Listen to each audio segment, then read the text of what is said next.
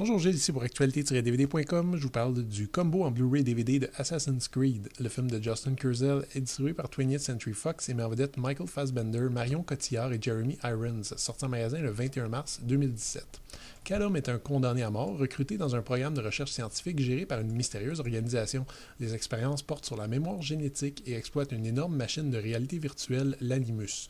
Mais lors de ses contacts avec l'Animus, Callum se rend compte qu'il est le descendant d'une lignée d'assassins travaillant dans l'ombre afin de protéger un objet ancien. On est bien loin des premières adaptations de jeux vidéo. Disons que les pauvres réalisateurs pionniers du genre devaient se débrouiller dans les années 90 avec des histoires primitives, basiques, tirées de jeux comme Super Mario Bros. Ou Double Dragon. Et bien au contraire, aujourd'hui, on est face à une nouvelle mouvance. C'est que les jeux vidéo actuels créent des univers riches, complets, denses, foisonnants, à partir desquels les réalisateurs doivent au contraire sélectionner les éléments et en laisser beaucoup d'autres de côté. Assassin's Creed est une série qui compte déjà près de 10 jeux et qui a eu une importante influence dans le domaine dès la sortie de son premier opus. C'était un jeu d'aventure et de science-fiction au souffle épique, au graphisme somptueux et à l'environnement exotique. Sur papier, l'adaptation au cinéma du jeu semblait très prometteur. On prend un jeune réalisateur avec une vision bien distincte, Justin Kurzel, qui venait juste de rencontrer un bon succès avec son adaptation brute du Macbeth de Shakespeare. On prend une équipe de production également concepteur des jeux, Ubisoft, qui ont opté pour l'excellente idée de travailler sur un scénario distinct des jeux plutôt que de l'adapter simplement. Et surtout, on utilise un casting béton, du jamais vu pour un jeu vidéo, qui achève de donner à ce projet l'allure d'un film grand A, un truc qui va enfin transcender la malédiction des adaptations de jeux vidéo. Imaginez donc Michael Fassbender, Marion Cotillard, Jeremy Irons, Brendan Gleeson et Charlotte Rampling dans le même film. Je connais pas un cinéphile qui va pas saliver en lisant cette liste.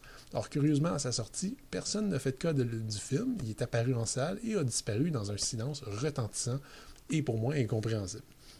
J'ai mieux compris par contre la réaction en regardant le film sur Blu-ray. Assassin's Creed a le grand malheur d'être un film moyen, un film bien creux sans personnage mémorable. Bref, c'est la recette parfaite du film qui sort de nos mémoires dès le générique, un film qui n'a pas de vraie qualité ni de vrais défauts. On sent par contre toute l'ambition des créateurs, notamment du réalisateur et de sa vedette. Les images du film sont hyper léchées, à couper le souffle, travaillées et même retravaillées jusqu'à ce que même les véritables cascades et chorégraphies semblent générées par l'ordinateur. Malheureusement, si Justin Kurzel fait preuve d'un sens de l'image impeccable, il se révèle incapable de filmer des scènes d'action de façon cohérente ou correcte. Le montage épileptique, confus et un manque flagrant de repères visuels rendent chaque scène d'action laborieuse et pénible, un handicap impardonnable pour un film vendu pour cette raison même. C'est dommage parce que ce montage éthéré, un peu surréaliste, rend le reste des scènes plus dramatiques et intéressantes, m'ont même rappelé certains moments du Blade Runner de Ridley Scott.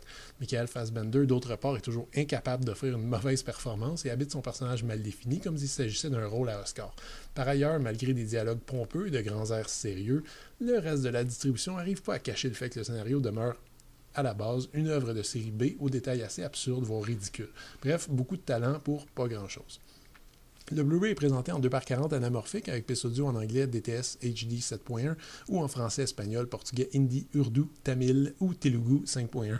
Les titres sont offerts dans ces langues ainsi qu'en suédois, danois, finlandais et norvégien. Un mot sur l'image, ne vous en prenez pas à la qualité du Blu-ray si vous avez de la difficulté à voir ce qui se passe dans plusieurs scènes. Justin Kurzel a décidé de tout filmer soit dans l'ombre, éclairage tamisé ou contre-jour.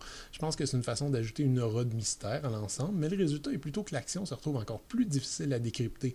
Les tons noirs sont très très noirs et la lumière souvent filtrée, même pour les scènes en plein jour. Ça m'a rappelé en fait le travail de Peter Hyams, notamment pour ses Relic, End of Days ou The Musketeer, ce qui ne plaira pas à tout le monde. En termes d'interactivité par contre, c'est assez intéressant. Take the Pledge est un ensemble de featurettes qui totalise plus de 40 minutes et qui représente un making-of solide. On trouve également une entrevue avec le réalisateur ainsi que quelques membres de l'équipe. Les scènes supprimées représentent environ 15 minutes. On trouve quelques galeries d'images et si vous vous demandez ce que le And More compromet sur la pochette, ben c'est des bandes annonces. Le film est offert ici en Blu-ray, en DVD et une copie digitale est également incluse. Assassin's Creed avait tout pour réussir, mais le résultat est assez similaire à l'athlète qui trébuche près de la ligne d'arrivée. Le casting est excellent, le scénario avait un certain potentiel et la mise en image est élégante et recherchée, parfois trop. Par contre, les développements pompeux deviennent vite lourds et répétitifs et les scènes d'action sont filmées et montées en dépit de tout bon sens. On regarde vite sa montre et c'est bien dommage. En revanche, le Blu-ray est bien fait et l'interactivité fort satisfaisante. C'était Gilles, merci, bon visionnement.